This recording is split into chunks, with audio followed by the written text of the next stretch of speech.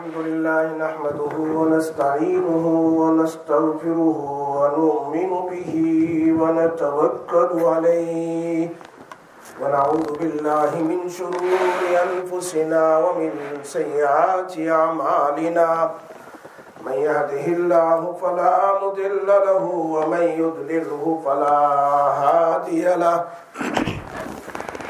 ونشهد أن لا إله إلا الله وحده لا شريك له ونشهد أن سيدنا ومولانا محمدا عبده ورسوله صلى الله تعالى عليه وعلى آله وأصحابه وأزواجه وأهل بيته وأهل طاعته أجمعين أما بعد أعوذ بالله من الشيطان الرجيم بسم الله الرحمن الرحيم يرفع الله الذين آمنوا منكم والذين أوتوا العلم درجات وقال رسول الله صلى الله عليه وسلم طلب العلم فريضة على كل مسلم ومسلمة صدق اللہ العلی العظیم۔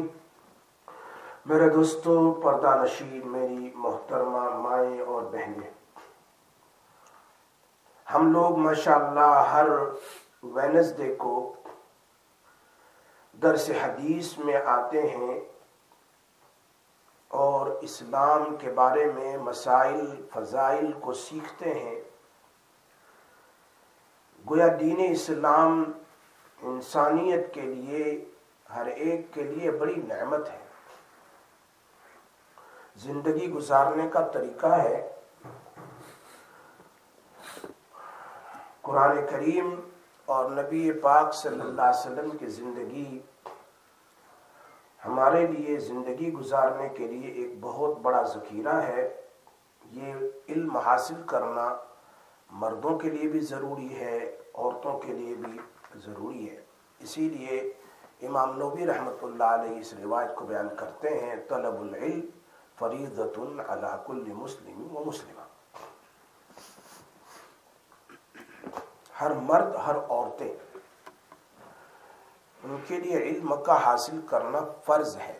اتنا علم جو اس کو اللہ کی پہچان کروائے، نبی اکرم صلی اللہ علیہ وسلم کے لائے ہوئے احکام پر چلائے، جتنے بھی ہو، فرائض ہو، واجبات ہو، سنن ہو۔ عام طور پر عورتیں یہ سمجھتی ہے کہ ہمارے ذمے تو صرف گھر کا کام کاج ہے۔ عام طور پر عورتیں یہ سمجھتی ہے کہ ہمارے ذمے گھر کا کام کاج ہے، ہمارے ذمے بچوں کی پرورش کرنا ہے، ہمارے ذمے اچھے اچھے کھانے پکانے ہیں، ہمارے ذمے گھر کی اندر کی ضروریات کو پورا کرنا ہے۔ یہ ایک پہلو ہے، لیکن دوسری طرف اس عورت کو اپنے رب کو بھی راضی کرنا ہے۔ شوہر اور بچوں کو تو راضی کیا، اپنے رب کو بھی راضی کرے۔ گویا دنیا میں رہتے ہوئے آخرت کی تیاری کرنی ہے۔ ہاں، اس دنیا میں اللہ کی بندی بن کر زندگی گزارنی ہے اور اپنے خالق اور مالک اور پیدا کرنے والے، کھلانے والے، پلانے والے، سلانے والے، نعمتوں دینے والے اللہ کو راضی کرنا ہے۔ اس لیے اس کا پہلا قدم ہے علم کا حاصل کرنا ضروری ہے۔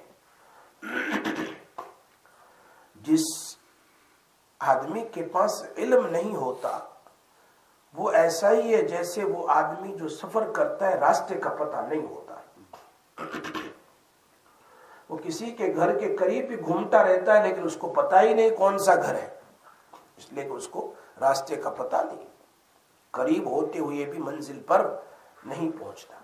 اور اگر راستے کا پتہ ہو تو لنگڑا گدھا پر بھی بیٹھ کر آدمی اس کے گھر پہنچ جاتا ہے۔ معلوم ہوتا ہے علم جو ہے وہ اللہ تک پہنچنے کا راستہ ہے۔ اگر اس کا پتہ ہو تو پھر انسان منزل مقصود تک اللہ کو راضی کرنے والے اعمال کر کے اللہ کو پا لیتا ہے۔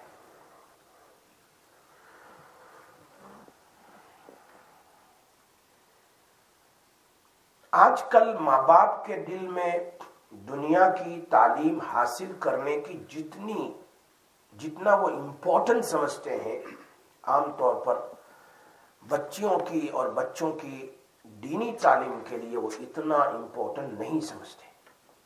چلو پڑھ لیا. ہر گھر میں باپ سوچے گا کہ میری بچی BA کر لے، MA کر لے، لیکن شاید ہی کبھی کسی ماں باپ کے دل میں، بہت کم الا ماشاءاللہ، ان کے دل میں آیا ہو کہ میری بچی ترجمہ قرآن بھی پڑھ لے، میری بچی بخاری شریف بھی پڑھ لے، تفسیر بھی پڑھے. ماشاءاللہ یہ آپ لوگوں کے سامنے میں یہ درس دیتا ہوں، قریباً 17 ایئرس ہو گئے. 17 ایئرس میں تو یہ سارے ہی کیا کہتے ہیں عالمہ بن جاتی اگر میں بخاری، مسلم، ترمذی سب پڑھاتا. لیکن ایک ایسی کتاب کا درس دیتا ہوں جس میں بخاری کی بھی حدیث ہے، مسلم شریف کی بھی حدیث ہے، ابو داؤد شریف کی بھی حدیث ہے، یعنی بہت ساری، اور ساتھ ساتھ میں مسائل بھی بتاتا چلا جاتا ہوں. تو گویا فقہ بھی ہے. اگر اسی نیت سے، پابندی سے نیت کر لو کہ مرتے دم تک ہم درس حدیث میں شریک ہوتے رہیں گے، تو یقیناً خدائے پاک کی قسم علم حاصل کرنے کی نیت سے اگر کوئی آتا رہے گا کہ میں ہر ہفتہ علم حاصل کرنے کے لیے مدرسے میں جاتی رہوں گی اور حدیث کا اور فقہ کا علم، کچھ مسائل، کچھ فضائل سیکھتے رہیں گے، تو کیا ہوگا؟ اگر موت بھی آ گئی تو طالب علمانہ زندگی میں موت آئے گی. اگر ہم ایسی نیت کریں گے تو طالب علم کے لیے جتنی بھی نبی پاک صلی اللہ علیہ وسلم کی دعائیں ہیں نا، صرف انٹینشن ہی کرنا ہے نا کہ ہم تو طالب علم ہیں، چاہے عمر رسیدہ ہو، چاہے 70 ایئرس 80 ایئرس، چاہے 30 40 سال 50 سال جو بھی ہو، لیکن نیت کیا ہونی چاہیے بھائی؟ ہم علم حاصل کر رہے ہیں. چاہے ہفتے میں ایک بار ہو. اللہ کے رسول صلی اللہ علیہ وسلم ہفتے میں ایک بار ہی تو عورتوں کو درس دیتے تھے، ہفتے میں ایک بار دیتے تھے. تو اگر ایسی نیت ہے تو نبی اکرم صلی اللہ علیہ وسلم کا فرمان ہے، من سلک طریق، جو آدمی علم حاصل کرنے کے لیے اللہ کے راستے میں چلتے ہیں تو وہ راستے میں زمین پر نہیں چلتے، وہ جنت کے راستے میں چلتے ہیں.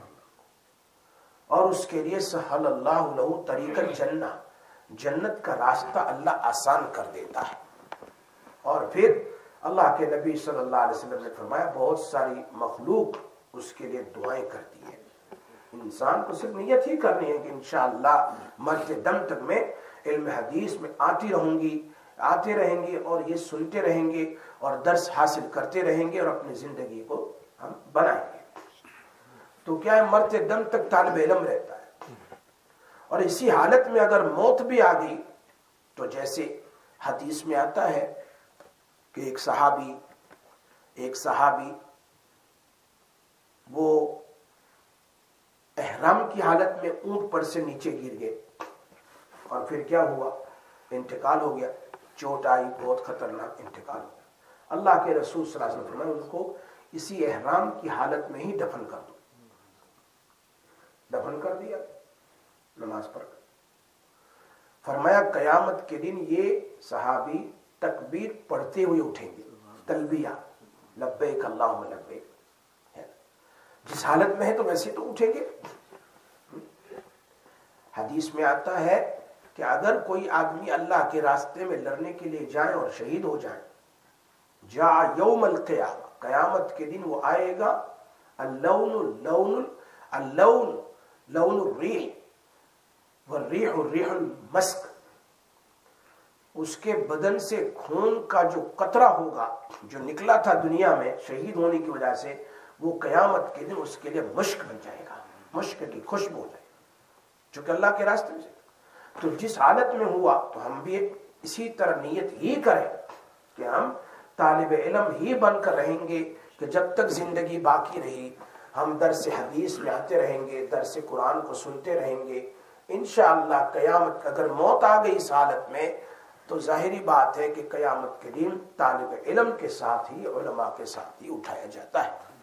چونکہ آپ لوگ ہر ہفتے درس حدیث کو سننے کے لیے آتے ہیں، دور دور سے آتے ہیں، تو ہمیں تو دعائیں ملتی ہے चरिंद परिंद की मछलियों की अल्लाह के नबी सल्लल्लाहु अलैहि वसल्लम ने फरमाया। हजरत मौलाना हुसैन अहमद मदनी रहमतुल्लाह अलैह के एक शागिर्द थे, वो पढ़ाते थे। फरमाया अब मैं बीमार हो गया, अब मैं नहीं पढ़ाऊंगा। तो हजरत ने फरमाया नहीं, पढ़ाते रहो, पढ़ाते रहो। कोई कयामत के दिन आएगा दुनिया को लेकर, कोई क्या लेकर, तू कयामत के दिन हदीस को लेकर आएगा। तो इस हालत में अगर हमारी मौत आ जाए कि भाई हम निकालना 1 घंटा है, इंशाअल्लाह तैयारी कर ले कि आज, और खुशी खुशी आए कि आज हमें दर्स में जाना है, अल्लाह के रसूल सल्लल्लाहु अलैहि वसल्लम की बात को सुनने के लिए जाना है, तो उसका बड़ा फायदा है। तो वैसे दुनियावी तालीम तो दिलवाना आसान है, लेकिन असल तो उसको दीन का इल्म हासिल करना है। कोई मना नहीं कर रहा है कि दुनियावी तालीम न दो, लेकिन दुनियावी तालीम के साथ अपने बच्चों को दीनी तालीम देंगे तो बाप तो मर गया, माँ का इंतकाल हो गया, बरसों तक औलाद उनके लिए इसाले सवाब करती रहेगी, वरना कोई किसी को याद करता नहीं है। हदीस में आता है ऐसे बाप को दफन किया, माँ को दफन किया, भाई को दफन किया, चचा को दफन किया, मामू को दफन किया। अब दफन करके जा रहे हैं तो फरिश्ते मिट्टी उठाते हैं और ऐसे डालते हैं, पता है तुम्हें? ऐसे हमें तो नजर नहीं आता, अल्लाह के नबी फरमाते हैं। अब क्या है वो भूल जाते हैं, क्या हो जाता है? भूल जाते हैं। फिर साल पहले तो रोजाना जाते थे कब्रिस्तान, फिर तो हफ्ते में जाने लगे, फिर तो महीने में जाने लगे, फिर तो सालाना जाते, फिर तो जाते ही नहीं, जाते ही नहीं, चाहे माँ की कब्र हो चाहे बाप की कब्र है ना। वरना अगर वो न डालते तो हम वैसे ही गमगीन में मर जाते, गम करते करते मर जाते। माँ का गम किसको नहीं होता, बाप का गम किसको नहीं होता, बेटे और बेटी का गम किसको नहीं होता। ये तो पहले जमाने में वो उलमा हजरात जो होते थे अपनी औरतों को घर में पढ़ा लेते थे, लेकिन अब तो ये भी मुश्किल है। हर घर, पहले जमाने में मदरसा होता था हर घर में, लेकिन आज ऐसा नहीं है। बच्चों की तालीम के सिलसिले में तवज्जो देनी चाहिए। उलमा ने लिखा है कि सहाबियात की जिंदगी को देखो कि उनके दिल में इल्म हासिल करने का कितना शौक था। सहाबियात 1,24,000 सहाबा में से जो बड़े आलिम थे वो कुल मिलाकर 149 मीनिंग 149 थे। 1,24,000 में से बड़ी चोटी के जो उलमा साहबी थे, साहबा जो बड़े बड़े नॉलेज वाले थे, कितने थे? 149। और उनमें भी उन 149 में से 149 में से 14 साहबा उससे भी आला थे, जो जिनके लेवल उन 149 से भी बड़ा था। और उन 14 में सबसे बड़ा नंबर औरतों में उम्मुल मोमिनीन हजरत आयशा रज़ियल्लाहु ताला अन्हा का था, उन 14 में। तो 1,24,000 साहबा में से सबसे बड़े औरतों में अगर कोई आलिमा थी वो सैयदा आयशा सिद्दीका रज़ियल्लाहु ताला अन्हा थी, कि बड़े बड़े सहाबा किराम उनसे मसाइल पढ़ते थे, उनसे फजाइल पढ़ते थे। और कुरान पाक की हाफिजा बनने का सबसे पहला एजाज, सबसे पहली सआदत अगर किसी को मिली है तो आयशा रज़ियल्लाहु अन्हा, कुरान पाक की हाफिजा भी थी। हम तो कम से कम सूरह यासीन ही याद कर लें, और मैं तो कहा करता हूं कि चाहे एक आयत रोजाना याद करें। मैं नहीं कहता हूं रुकू याद कर, एक आयत याद कर रोजाना। इतना वक्त नहीं कि मैं एक आयत को 50 बार पढ़ लूं, फिर कल उसी आयत को 50 बार रिपीट कर लूं, परसों रिपीट कर लूं। तो आहिस्ता आहिस्ता एक एक आयत को याद करेंगे तो एक दिन यासीन शरीफ मुंह पे हो जाएगी। और नीयत ये करें कि मैं हाफिजा बन रही हूं। क्या बन रही हूं? हाफिजा। तो पहले यासीन शरीफ याद करें, फिर सूरह कहफ याद करें, फिर सूरह तबारक याद करें, फिर सूरह सजदा याद करें जो जरूरी है, सूरह दुखान याद करें, یہ تو پڑھنے کا حکم ہے حدیث میں، قرآن تو پورا ہی پڑھنے کا حکم ہے، لیکن ان کے فضائل بہت زیادہ ہیں۔ آیت الکرسی یاد نہیں، اس کو یاد کر لو، آمد الرسول یاد نہیں، اس کو یاد کر لو، 4 کل یاد نہیں، اس کو یاد کر لو، آخری 10 صورتیں یاد کر لو تجوید کے ساتھ۔ آج تو بہت آسان ہے، کسی شیخ کا کلام چالو کر دیا اور اس کے ساتھ آپ ریپیٹ کرتے رہے سورہ فلق کو 20 ٹائم، تو ویسے ہی پڑھنے لگ جائیں گے آپ، بالکل شیخ کی طرح۔ تو ایسا ہی ہے، یہ کوئی ذہن میں بڑی ہو گئی اب یاد نہیں ہو سکتا، یہ تو ایکسکیوز ہے، شیطان پڑھنے نہیں دیتا۔ ایک آیت یاسین والقرآن الحکیم میں نے 100 بار پڑھ لیا آج یا 50 بار، تو مجھے 100 بار پڑھنے کا تو ثواب مل ہی گیا 100 آیت کا، اور اوپر سے مجھے یاد بھی ہو گئی۔ اب آئندہ کل یاسین والقرآن الحکیم کے ساتھ تیسری آیت ہم ریپیٹ کریں گے، دونوں کو ریپیٹ کریں گے۔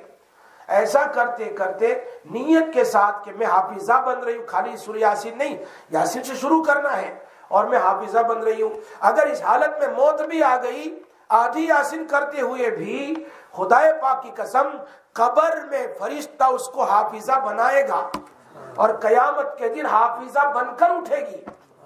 یہ تو حدیث ہے۔ نیت ہی بدلنی ہے نا، نیت ہی بدلنی ہے۔ چلو پہلے میں 10 صورتیں پکی کرتی ہوں تجوید کے ساتھ، تجوید کے ساتھ، اور وہ تو بہت آسان ہے۔ آج تو بہت سارے شیوخ کی صورتیں فوتو بھی نہیں، ویسے بھی خالی سننا ہی ہے، تو سن سن کر ایک ایک آیت کو یاد کریں جی۔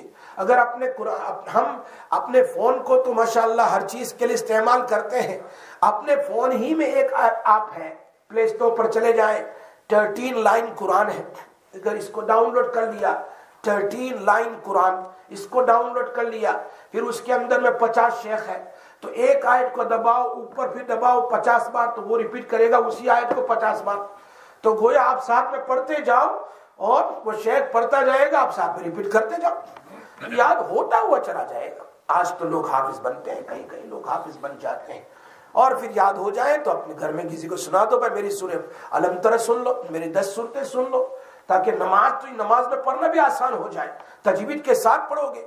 ورنہ بہت سارے وہ لوگ ہیں جن پر قرآن لعنت کرتا ہے، تجوید کے ساتھ یاد نہیں کرتے، غلط حضرت یاد کر لیتے، اس لیے آج کل تو بہت سارے راستے یاد کرنے کے۔ تو اگر اس طریقے سے یاد کریں گے، قرآن کو پڑھتے رہیں گے، تو قرآن پڑھنے کا بھی ثواب، حافظ بھی ہو جائیں گے، حافظہ بھی بن جائیں گے آہستہ آہستہ، جتنی صورتیں یاد ہو گئی، اور اگر نہ بن سکے تو قبر میں تو بننے والے ہیں، اور قیامت کے دن حافظہ کی لائن میں اس کو اٹھا جائے گا۔ نیت ہی بدلنی ہوتی ہے۔ تو سب سے بڑی پہلی حافظہ ام المومنین عورتوں میں حضرت عائشہ رضی اللہ تعالیٰ عنہا ہے، اور سب سے پہلے قرآن کو سننے والی بھی ایک عورت ہے، اور وہ کون ہے؟ سیدہ خدیجہ الکبریٰ ہے۔ سب سے پہلے جو آیت اتری تھی اقرأ بسم ربک الذی خلق، تو اللہ کے نبی صلی اللہ علیہ وسلم گھر پر آئے، زملونی، مجھے اڑاؤ، کیا ہوا؟ کہا کوئی آیا تھا، یہ آیت 5 آیتیں سب سے پہلے سننے والی عورت ہے۔ عورت کو یہ شرف حاصل ہے، عورتوں میں سب سے بڑی عالمہ سیدہ حضرت عائشہ ہے، حافظہ بھی وہ ہے، اور سب سے پہلی قرآن سننے کا جن کو سعادت ملی، اور وہ خدیجہ الکبریٰ ہے، سب سے پہلے انہوں نے سنا۔ اور یہ بھی مزے کی بات یہ ہے، اسلام میں سب سے پہلے عورت شہید ہوئی ہے، شہادت کا درجہ بھی کس کو ملا ہے؟ حضرت سمیہ رضی اللہ تعالیٰ عنہ، عورتوں میں سب سے پہلی شہید ہونے والی عورت ہے، یعنی سب کے اندر ہے۔ سب سے پہلے تو حضرت سمیہ کو شہید کیا تھا ابو جہل نے، اور بہت خطرناک سے اس کو کہا تھا اسلام چھوڑ دے، اس نے کہا نہیں، کچھ بھی، بڈھی عورت تھی، بہت بڑی عورت تھی، قریباً 65-70 اس کی عمر ہوگی، بڑی بڑی عورت تھی، ان کے ساتھ بیٹے ہی کتنے بڑے تھے۔ تو کیسے کیا ابو جہل نے؟ ایک رسی باندھی اس پیر میں، ایک رسی باندھی اس پیر میں، اور 2 اونٹ کو پیر کے اندر باندھا، رسی کو، اسی رسی کو، ادھر والی رسی کو اونٹ کے پیر میں باندھا، ادھر والی رسی کو اونٹ کے پیر میں، پھر دونوں اونٹ کو بھگایا تو بدن کے 2 ٹکڑے ہو گئے، نعوذ باللہ۔ اس طریقے سے ابو جہل نے حضرت سمیہ رضی اللہ تعالیٰ عنہ کو شہید کیا تھا۔ تو مزے کی بات یہ ہے کہ اسلام میں سب سے پہلی شہید ہونے والی بھی عورت ہے، سب سے پہلی قرآن سننے والی عورت، سب سے پہلی حافظہ عورت، سب سے بڑی عالمہ عورت ہے۔ عورتوں کو تو یہ بہت بڑی بات، کتنا بڑا اعجاز ہے کہ دین کی خاطر عورتوں نے کیسی کیسی قربانیاں دی ہے، کیسی کیسی قربانیاں دی ہیں، اس کا ہم اندازہ نہیں لگا سکتے۔ واقعہ مشہور ہے. سب سے پہلی نبی کو تسلی دینے والی عورت ہے خدیجہ الکبریٰ ہے نا. انہوں نے تو تسلی دی تھی نا. یوں تو کہا تھا فکر نہ کرو, آپ تو غریبوں کی مدد کرنے والے, بیواؤں کی مدد کرنے والے, یتیموں کی مدد کرنے والے, دین کا کام کرنے والے, آپ کو کون ستائے گا, کچھ فکر نہ کرو. یہ ہے جب حضرت نبی صلی اللہ علیہ وسلم نے یوں فرمایا لقد خشیت علی نفسی, مجھے میری جان پر خطرہ ہے. کوئی جنات یا کیا, تو جبرائیل علیہ السلام تھے. تو حضرت خدیجہ الکبریٰ آپ کی اہلیہ کیا کہہ رہی, فکر نہ کرو, آپ کو کچھ نہیں ہوگا, آپ کو کچھ نہیں ہوگا. سب سے پہلی تسلی دینے والی بھی کون ہے, مرد کو عورت ہے. عمر فاروق رضی اللہ تعالی عنہ کو سیدھے راستے پر لانے والی ان کی بہن ہے. یہ واقعہ تو مشہور ہے, بار بار ہم نے سنا ہے کہ سب سے پہلے بہن نے ہی تو کہا تھا کہ تم قرآن نہیں پکڑ سکتے, جاؤ غسل کرو اور پھر قرآن کو پکڑو. جب پڑھا انہوں نے طٰہٰ ما انزلنا, تو مسلمان بن گئے. حضرت اکرمہ ابو جہل کا بیٹا ہے, ابو جہل کا بیٹا اکرمہ ہے, اکرمہ ابن ابی جہل. جی نبی صلی اللہ علیہ, یہ تو نبی صلی اللہ علیہ وسلم جب مسلمان نہیں تھے اکرمہ, اس وقت یہ کافروں کے جرنیل تھے, بہت بڑے تھے, کافروں کے بڑے آدمی تھے یہ, اور جنگ بدر میں آئے تھے کفار کی طرف سے لڑنے کے لیے. اور اس نے بہت گندی گندی باتیں کہی نبی صلی اللہ علیہ وسلم کے لیے. جب مکہ فتح ہوا تو یہ بھاگ گئے, مکہ مکرمہ سے بھاگ گئے, جدہ پہنچ گئے اور کشتی میں بیٹھ گئے. کشتی میں بیٹھ کر اب کہیں اور جگہ شام کی طرف سفر کرنے کا ارادہ کر لیا, چونکہ مجھے قتل کر دیں گے مکہ مکرمہ میں اگر رہا تو کشتی میں بیٹھ گئے. تو ان کی بیوی, اکرمہ کی بیوی نبی صلی اللہ علیہ وسلم کے پاس آئی, اور آنے کے بعد کیا کہا, میں مسلمان بننا چاہتی ہوں. کہا مسلمان بن جاؤ. کہا میں مسلمان تو بن گئی, کیا اگر میرے شوہر کو میں لے آؤں آپ کے پاس, ان کو آپ پناہ دیں گے؟ میں ٹھیک ہے جاؤ لے آؤ. تو یہ گئی جلدی جلدی, دوسری کشتی لی, کشتی میں بیٹھی اور جا کر اس کشتی کا فالو کیا, اور جا کر اپنے شوہر سے کہا چلو واپس. کہا میں نہیں آؤں گا, مجھے تو قتل کر دیں گے. کہا نہیں, میں مسلمان بن چکی ہوں اور میں نے آپ کے لیے پناہ لے لی ہے, آپ کو کچھ نہیں ہوگا. تو واپس آئے اور اسلام قبول کر لیا. تو ایک مرد کے پیچھے اس کو ایمان لانے اور کامیاب بنانے والی عورت ہے, عورت ہی تو ہے جس نے تو اکرمہ کو لائے, جو اتنے بڑے ابو جہل. اور جب واپس آئے تو اللہ کے نبی کو جبرائیل علیہ السلام نے بتایا اکرمہ آ رہا ہے. تو اللہ کے نبی صلی اللہ علیہ وسلم صحابہ کو کہا اکرمہ کو اس کے باپ ابو جہل کے بارے میں کچھ نہیں بتانا, تانے نہیں دینا اس کو, کچھ کہنا نہیں کہ تیرا باپ ایسا تھا ایسا تھا. چونکہ ابو جہل تو اس امت کا فرعون تھا, خطرناک, بلکہ فرعون سے بھی بدتر تھا. لیکن اللہ کے نبی صلی اللہ علیہ وسلم کے اخلاق دیکھو. جب آئے اکرمہ تو اللہ کے نبی صلی اللہ علیہ وسلم دوڑے معانقہ کرنے کے لیے. کہاں گئے تھے؟ کان میں کہا تو کدھر گیا تھا, کب سے تیرا انتظار تھا, مسلمان بنا لیا. اس عورت کے, اس صحابی کے اسلام لانے اور کامیاب بنانے کے پیچھے عورت کا حق ہے, ان کی بیوی کا حق ہے. حضرت ام سلیم رضی اللہ تعالیٰ عنہ کو دیکھو. ام سلیم رضی اللہ تعالیٰ عنہ یہ کون ہے؟ حضرت انس رضی اللہ کا نام آپ نے سنا ہے, انس بن مالک مشہور صحابی ہے. وہ فرماتے ہیں کہ مجھے میری ماں نے بچپن ہی سے سمجھایا تھا. When I was small, my mother said to me کہ اللہ کے محبوب سے محبت رکھا کرو, جا کر ان کی خدمت کیا کرو. میں چھوٹا بچہ تھا, مجھے کہا کرتی تھی میری ماں, کہتے بھائی دیکھو مولوی صاحب کی خدمت کرنا, شیخ صاحب کی خدمت کرنا, ان کی بات کو سننا, ان کے پاس بیٹھنا, اس طرح سے کہتے ہیں نا ماں. تو ہے اللہ کے نبی کیا کہہ رہے ہیں کہ حضرت انس کو ان کی ماں نے کہا تھا کہ جا کر اللہ کے نبی سے محبت رکھنا اور ان کے خلاف نہ بولنا اور ان کی خدمت کرنا.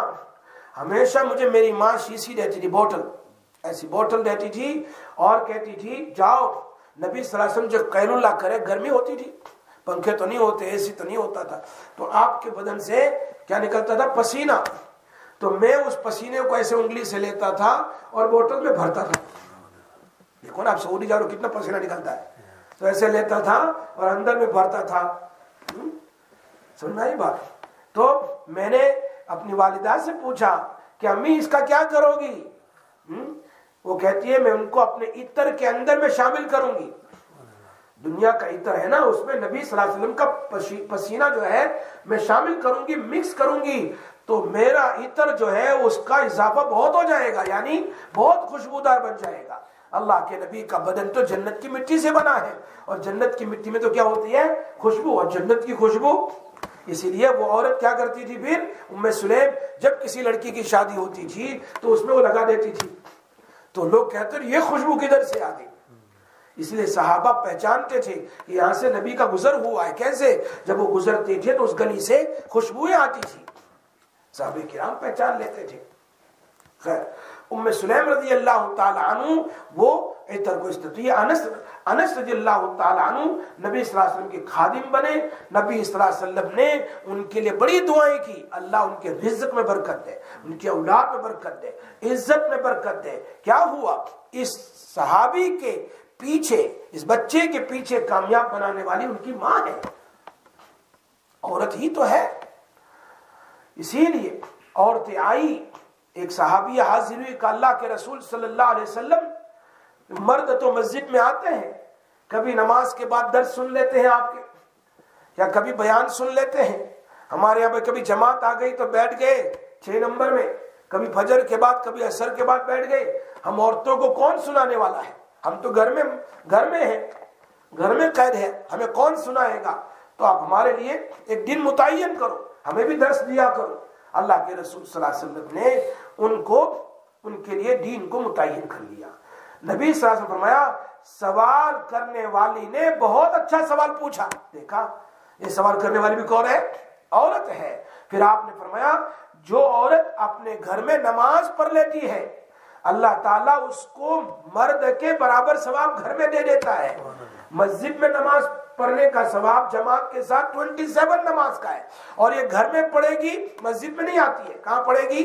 घर में, तो उसको वहां पर 27 नमाज का सवाब आराम से मिल जाता है। और ये भी फरमाया, जो औरत अपने बच्चे के लिए रोने की वजह से, बच्चा रोता है, बीमार है, परेशान है, फुला है, रात में जागती है, तो अल्लाह उसको मुजाहिद के बराबर सवाब देता है। कौन मुजाहिद? जो अल्लाह के रास्ते में लड़ने के लिए जाते हैं, रात दिन जागते हैं। तो इसी तरह जो दुश्मनों की सरहद पर रात जाग कर पहरा देने वाले मुजाहिद की तरह। देखा, हर बॉर्डर के ऊपर फोर्सेस होती है ना, तो इस्लामिक बॉर्डर पर भी फोर्स होती है, तो वो रात को भी जागते हैं कि कहीं कोई रात को हमला न कर दे।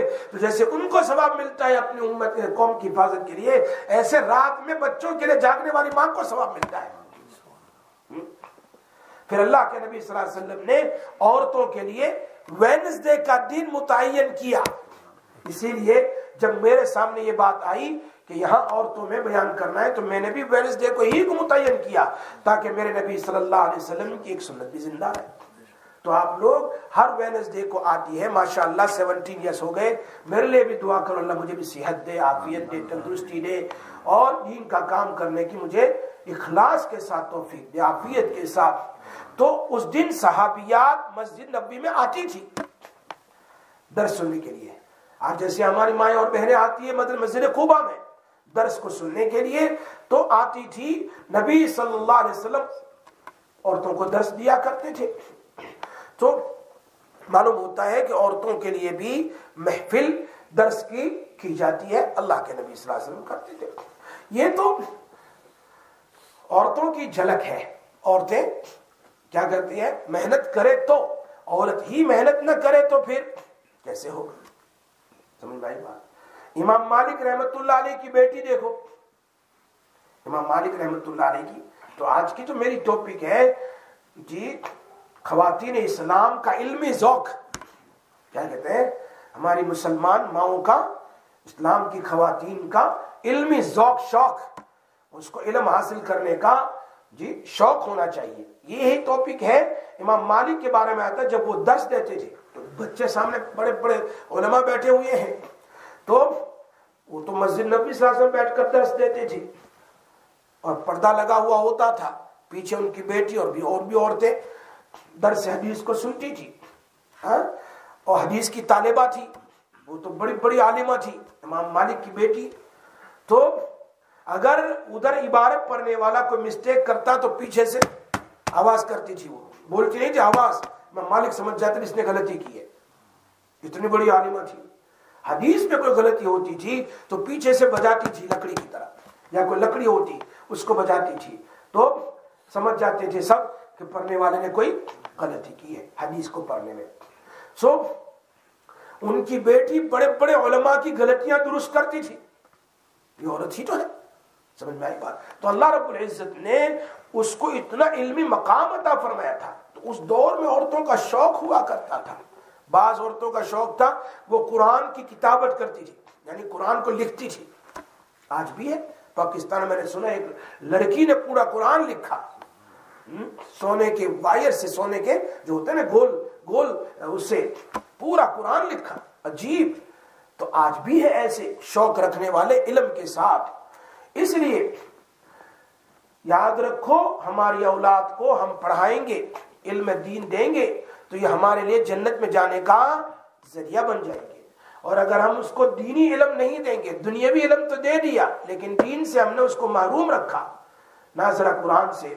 جی بہت ساری چیزیں ہیں جو ضروری ہے اس کے لیے, کہ اس کو دعائے قنوت نہیں آتا تو ماں باپ نے اس کو نہیں سکھایا. میں نے آپ کو پہلے بھی کہا تھا کہ میں یہاں پر ایک گھر پر مجھے دعوت دی گئی کہ بچی ہندو کے ساتھ شادی کرنا چاہتی ہے, ایک ہندو, کٹر ہندو کے ساتھ.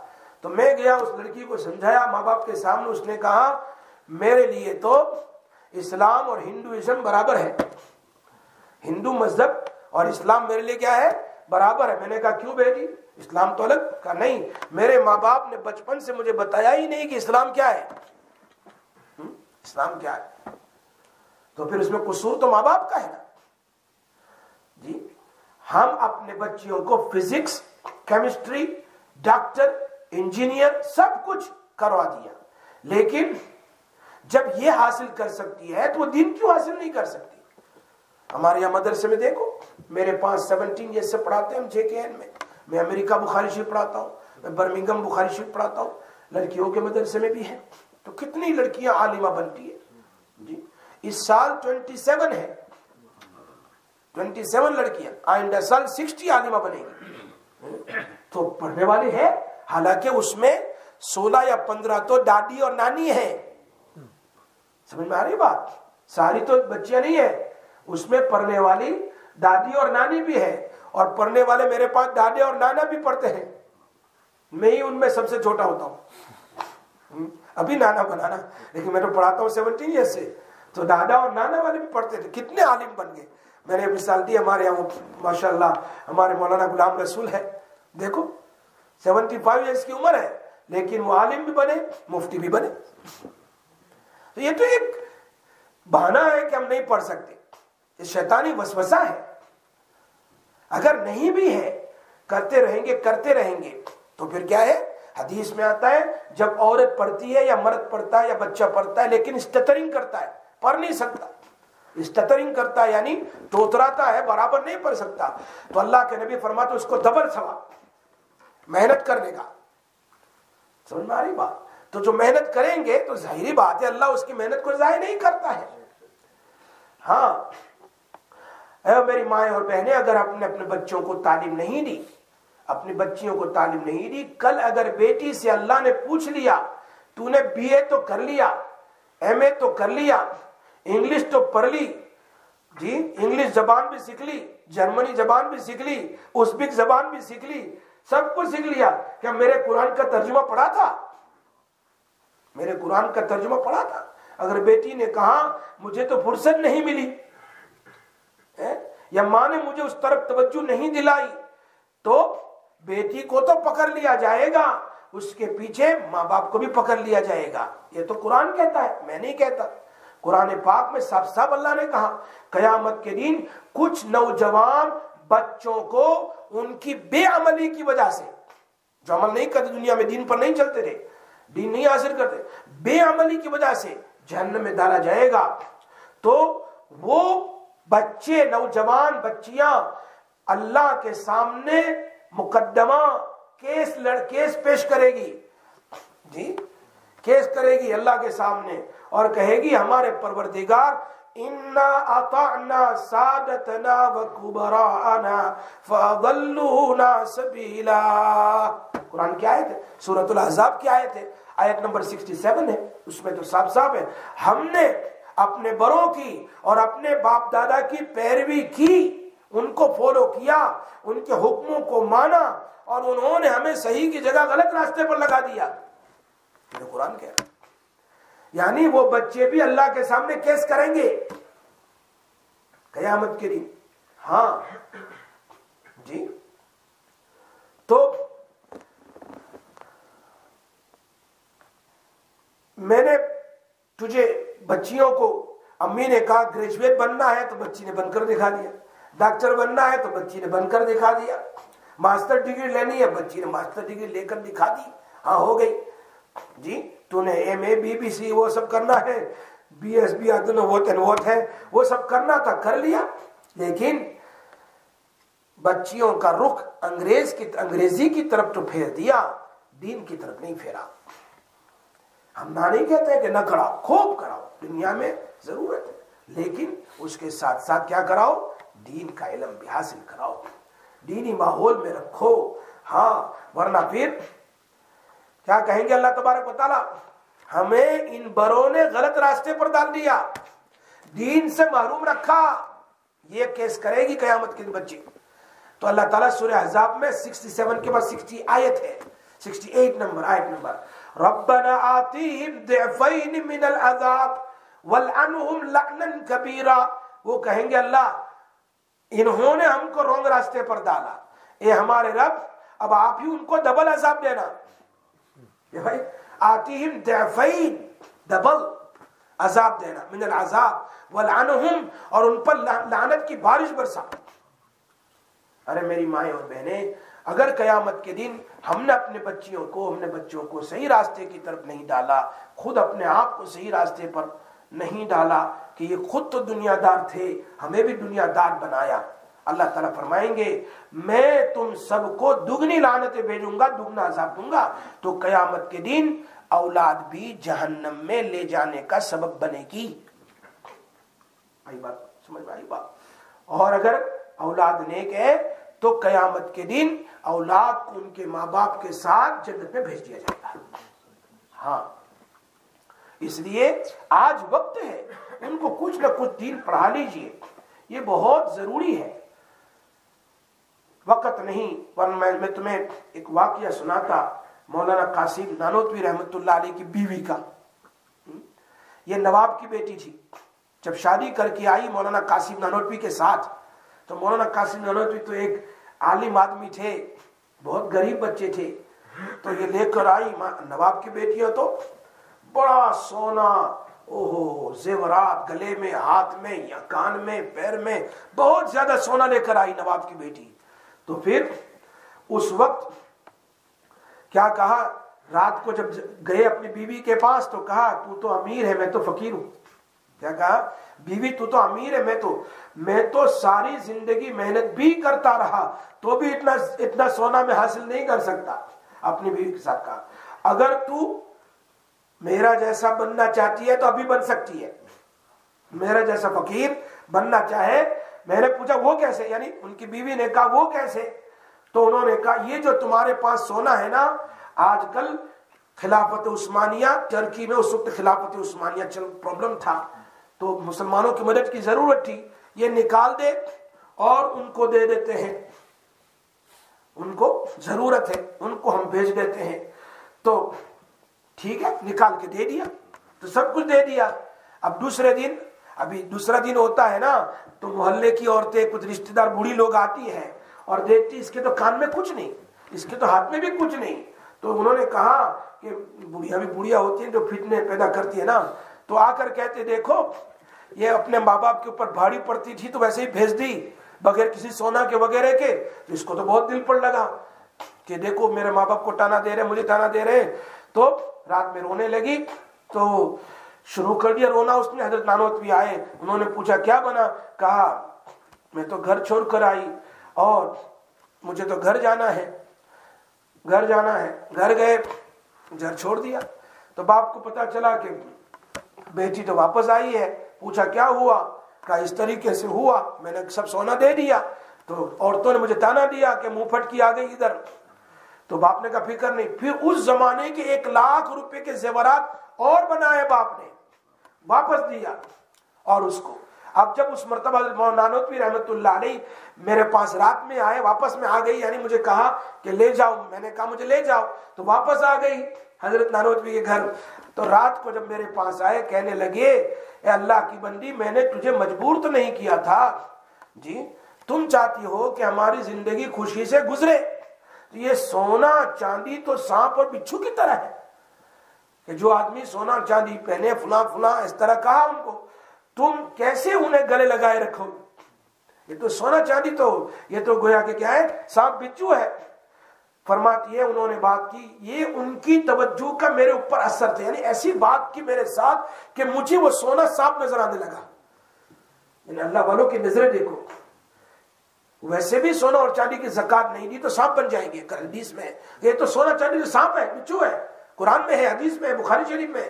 تو ایسی بات کی انہوں نے، تو کہا میں ادھر دیکھتی تھی مجھے سانپ نظر آتا تھا، بچھو نظر آتے تھے، میں نے فوراً نکال دیے اور باہر کر دیے جی. تو اپنے جسم سے سارا سونا اتار کر فرمانے لگے نانا. تو کہا نہیں مجھے تو اتارنے ہیں. نہیں اتارنے، مجھے تو اتارنے ہیں، مجھے نہیں چاہیے. واپس حضرت نے اس کو بھیج دیا ان مجاہدین کو. اب کہا مجھے تو آپ جیسا بننا ہے. نواب کی لڑکی دیکھو، اور آج کل کی، تو آج کسی نے بھیجا نا، کہتے کہ عورتیں ہی بڑا پرابلم کرتی شوہر کو، اور عورت کہنے لگی شوہر بڑے پرابلم کرتے ہیں کہ میں نے اپنے شوہر کو کتنی بار کہا کہ اپنی کڈنی بیچ کر میرے لیے آئی فون 15 لے آ، اپنی کڈنی بیچ کر آئی فون 15 لیا میرے لیے. دیکھا، اور اس زمانے میں کیا ہے، اپنا سونا دے دیا. اور قاری طیب صاحب کے، یہ قاری طیب صاحب کی کیا ہوتی ہے، کیا ہوتی ہے، دادی. قاری طیب صاحب کی دادی ہوتی ہے نا، مولانا قاسم صاحب نانوتوی تو دادا ہوتے ہیں. کہا میں نے عالمہ بنی مشکات، قاری طیب صاحب فرماتے ہیں میں نے مشکات شریف میری دادی سے پڑھی ہے. یعنی اس کے سونا تو دے دیا، اور پھر وہ حضرت اپنے شوہر سے عالمہ بن گئی، اور وہ قاری طیب صاحب کے استاد بھی بنی کہ میں نے مشکات میری دادی سے پڑھی ہے. دیکھا، اس زمانے میں عورتوں میں شوق تھا. اب تو 1 گھنٹہ بھی درس حدیث سننے کے لیے تیار نہیں ہے. یہ کام ہے، فلاں کام ہے، فلاں کام ہے، فلاں کام ہے، فلاں کام ہے. بھائی یہ گھنٹہ تمہارے لیے 1 ہفتے میں پورے ہفتے کے لیے بیٹری چارج ہے. اگر تم اللہ کے رسول کی باتیں سنو گی تو انشاءاللہ گھر کا ماحول بھی بدلے گا، آخرت کی رسوائی سے بچیں گے، اور اللہ تبارک و تعالی قیامت کے دن ہماری حفاظت فرمائیں گے. قیامت کے دن جو آدمی اللہ رسول کی بات پر چلیں گے تو لا یخزی اللہ النبی، اللہ نبی کو ذلیل نہیں کریں گے. والذین آمنوا معہ، جو ان کے ساتھ ایمان لائے، ان کے طریقے پر چلے، ان کو بھی نہیں. اسی لیے امام محمد رحمت اللہ علیہ نے بہت بڑا علم حاصل کیا، بڑا مقام. جب ان کی وفات ہوئی تو کسی کو خواب میں آئے، امام محمد، امام ابو حنیفہ کے شاگرد ہیں، اس نے پوچھا حضرت قبر میں کیا بنا؟ فرمایا مجھے اللہ رب العزت نے اپنے سامنے کھڑا کیا اور فرمایا میں نے تمہارے سینے میں علم اس لیے نہیں پڑھا تھا کہ آج تجھے عذاب دوں، میں نے تجھے حدیث کا علم اس لیے دیا ہے کہ آج تو بھی جنت میں جائے گا اور تو ہزاروں کو لے کر جنت میں جائے گا. تو علم ایسی چیز ہے کہ اللہ پاک کے یہاں ایمان کے بعد سب سے بڑی چیز کیا ہے؟ علم ہے. علم ہوگا تو وضو آئے گا، علم ہوگا تو طہارت آئے گی، علم ہوگا تو نماز آئے گی، علم ہوگا تو زکات دے سکیں گے، علم ہوگا تو حج اور عمرہ کر سکیں گے. علم ہی نہیں ہے ایمان کے بعد تو کیسے ایمان کے تقاضوں پر چلیں گے؟ اس لیے علم کا ذکر سب سے زیادہ قرآن میں ایمان کے بعد اللہ نے بیان فرمایا. اللہ ہم سب کو عمل کی توفیق عطا فرمائے. وآخر دعوانا الحمدللہ رب العالمین. اللهم صل علی سیدنا محمد وعلی آل سیدنا مولانا محمد وبارک وسلم یا ارحم الراحمین یا ذا الجلال والاکرام یا حی یا قیوم. اللهم صل وسلم دائما ابدا ابدا. اے اللہ ہم سب کو اے اللہ اپنے نیک بندوں میں شامل فرما، نیک بندیوں میں شامل فرما. اے اللہ جتنی مائیں اور بہنیں آئی اللہ تیرے نیک بندیوں میں شامل فرما. اے اللہ نیک اور صالحات میں، قانتات میں. اے اللہ اے اللہ صائمات میں شامل فرما، اے اللہ تائبات میں شامل فرما، اے اللہ استغفار کرنے والوں میں سے ہمیں بنا، توبہ کرنے والوں میں سے ہمیں بنا، اے اللہ ہمارا آنا اور جانا، درس میں بیٹھنا تو قبول فرما، ہمارے نجات کا ذریعہ بنا، مغفرت کا ذریعہ بنا، رحمت کا ذریعہ بنا، پریشانیوں کے دور ہونے کا ذریعہ بنا۔ اللہ ہمیں اور ہماری اعلی اولاد کو دین کا اور علم حاصل کرنے کا شوق پیدا فرما، جتنا ضروری علم ہے اتنا سیکھنے کا ہمیں شوق نصیب فرما۔ یا اللہ یہ مائیں اور بہنیں اور یہ ہمارے بھائی دور دور سے آتے ہیں الحمدللہ درس حدیث میں، اے اللہ یہ طالب علم حدیث کے، اے اللہ سب کا آنا قبول فرما، سب کا جانا قبول فرما، سب کا بیٹھنا قبول فرما، سب کا سننا قبول فرما، اور مکسر کے ذریعے سے دنیا میں لوگ سن رہے ہیں سب کا سننا قبول فرما، ریسیور کے ذریعے سے بہت سارے لوگ سن رہے ہیں دور دور تک، سب کا سننا قبول فرما۔ اے اللہ علمی مجلس میں آ کر بیٹھنے کے ہمیں توفیق نصیب فرما، تاکہ ہمیں علم کی روحانیت ملے، علم کا فیض ملے۔ اے اللہ ہمیں قبول فرما، تیرے دین کے لیے قبول فرما، اے اللہ تیرے راستے میں قربانی دینے کے لیے قبول فرما۔ اے اللہ یہ کوئی بڑی قربانی نہیں، چھوٹی قربانی ہے، کام کاج کو ادھر ادھر کر کے تیرے نبی کی بات کو سننے کے لیے آتے ہیں، سب کا آنا قبول فرما۔ اے اللہ اس چھوٹی موٹی قربانی کو قبول کر کے ہماری قبر بھی بنا دے، ہماری دنیا بھی بنا دے، آخرت بھی بنا دے، اور جنت الفردوس میں داخلہ نصیب فرما۔ بیماروں کو شفا عطا فرما، پریشان حالوں کی پریشانیوں کو دور فرما۔ اللہ اپنے فضل و کرم سے ان مخلصین اور مخلصات کی آمین کے ساتھ ہماری آمین کو ملا کر ہماری دعا اور توبہ کو قبول فرما لے۔ وصلی اللہ تعالی علی سیدنا محمد وآلہ وصحبہ اجمعین برحمتک۔